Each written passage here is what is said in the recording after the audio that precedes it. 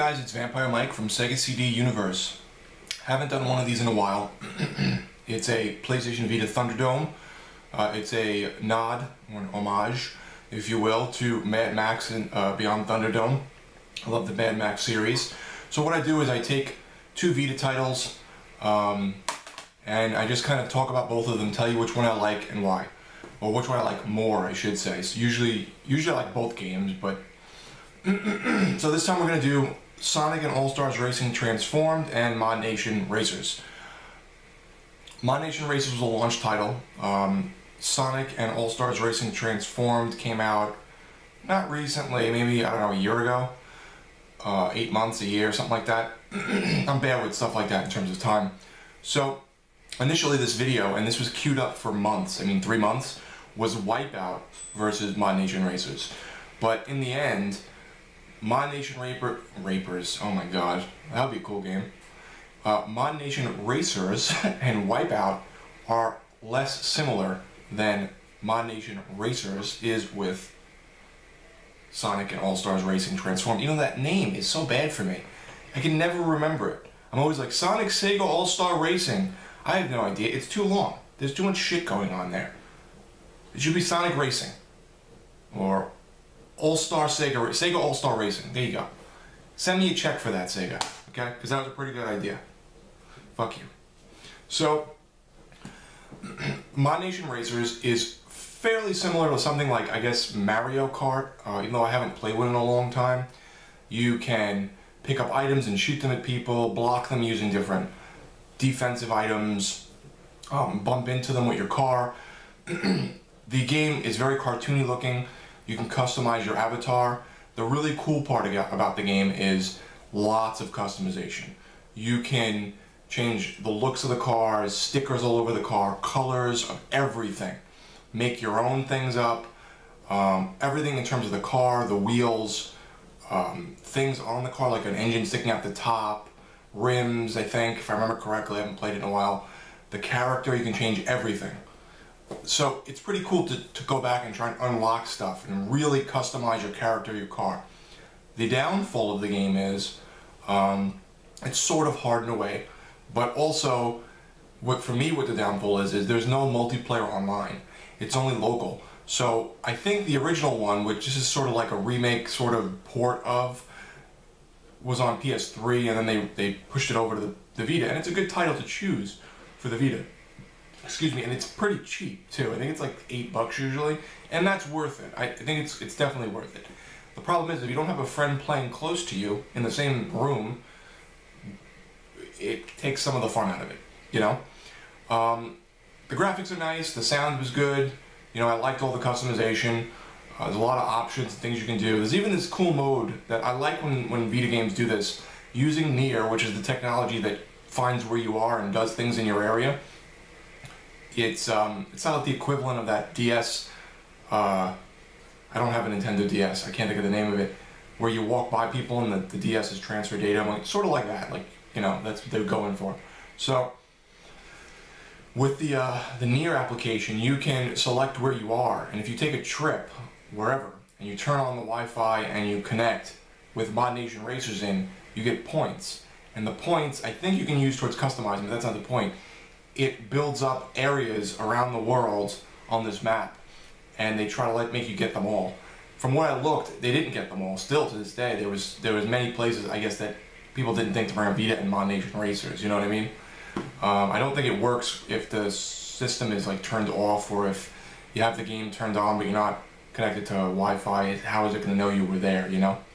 So it has its ups, it has its downs. It's definitely worth like $8 or $10, but I wouldn't go much higher than that, especially because I'm not a racing fan, though I have 3 racing games on the Vita, go figure. Sonic, Sega All-Star Racing, whatever. It is a love letter to its fans. It is a pretty game. It's interesting because your car switches from a car to a boat to a plane on the spot while you're playing, which can make things kind of difficult because they do handle a bit differently. You know, you're driving, you're going really fast, and all of a sudden you're flying, and it's, you know, more of a gliding type thing you have to figure out. I say it's a love letter to its fans because each version of the game, there's a PC version, I think a PS3 version, this version, has different characters, or extra characters I should say. This one I got, who the hell was it? Wreck-It Ralph and Danica Patrick. I think, are they the special people? I think they might be. And I think the code in here gave me Metal Sonic, is it? I think so. So, yeah, Metal Sonic. And that's pretty cool. They added, there's a lot of characters. There's Sonic, there's Knuckles, there's Tails, Amy, all the Sonic characters. But then there's people like Wreck-It Ralph, Danica Patrick, Vice from, I'm playing it, you think I remember the name, the one with the pirates on the Dreamcast. Vi's Determined. Why the name is escaping me, I don't know. So, he's in there. The dudes from Samba de Amigo are in there. I think, what's his name? Alex Kidd. I think that's what I'm thinking of. Alex Kidd's in there. So it's really a love letter is what I'm getting at. I'm repeating myself.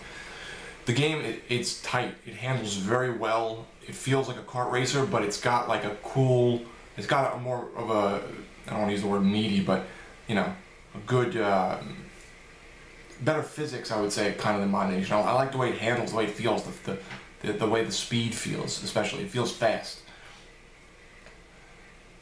It's online.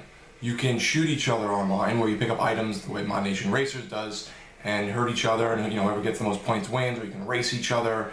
The offline mode is you race or do other things where you have to blow up something, or regular races, or do things in a certain amount of time, like reach checkpoints. And when you get to the end, you gain a certain amount of, like you could do, there's like an easy, medium, or hard. So it's, I think, bronze, silver, gold, and you get points for each one. You have to accumulate points to open the next area. So you can do a whole area, open the next area. You know, I'm at a point now where I'm kind of stuck unless I go back and start doing the races on a harder mode. I'm not very good with games usually, so I put them on easy or medium. Most of them are on easy in terms of this game. So I have to go back and do more of them on medium to unlock more points to get, you know, further. The thing that you can customize, sort of, is you can unlock these things called mods for your racers, so you can like adjust whether the guy's fast or has better handling or has better, you know, whatever else. You know, what's that called? Like his speed, or there's acceleration, to where when you hit the button he goes a little faster at first. So you can adjust that depending on what mods you use, and you can unlock more mods. I think there's usually 4 of them. And the console mods are named after Sega consoles. So they, oh, by the way, the game before the Vita determined its Skies of Arcadia. I knew it would come to me. So it has a little bit of customization. Not even close to Modnation Racers, but the gameplay I feel is better. The graphics I feel are better. The online component is great. And again, not to kick a dead horse or beat a dead horse, it's just, if you were a Sega fan, if you grew up around my time, or even later, and you played like, you started playing like Sonic Adventure on the Dreamcast and stuff like that, now was your time. It's just got so many little, you know, the levels are all House of the Dead, Skies of Arcadia, Samba de Amigo. Everything is based after something Sega related, except I guess Wreck-It Ralph, but that's pretty cool if you like the movie too. So I guess what I'm saying is, the person who wins this Vita Thunderdome, or the game, is Sonic and All-Stars Racing Transformed. Though it doesn't have the customization, and though it doesn't have the, well, the customization, that's really it. It has the graphics, it has the sound, it has the love letter aspect with the backgrounds, and, you know, every level's different. The characters are amazing. The reason I haven't showed you the box for Modnation Racers is because I got rid of it. Because I said I have Wipeout, which is fun, it's very futuristic, it's a great racer, you can shoot each other. And this, which is excellent. They're both online. Why would I keep an offline racing game? The longevity in those games are usually playing with people offline or online. Modnation was only offline. And just didn't have the depth in terms of gameplay as this does. Though it had the depth much more in terms of customization, so if that's your bag, you'd like Modnation Racers. But the winner, for me, especially being a Sega fan, hence the username on here, is this one. So, thanks guys for watching. Stay tuned in the future for another Vita Thunderdome if I get more Vita titles. It is Vampire Mike from Sega CD Universe. Be good.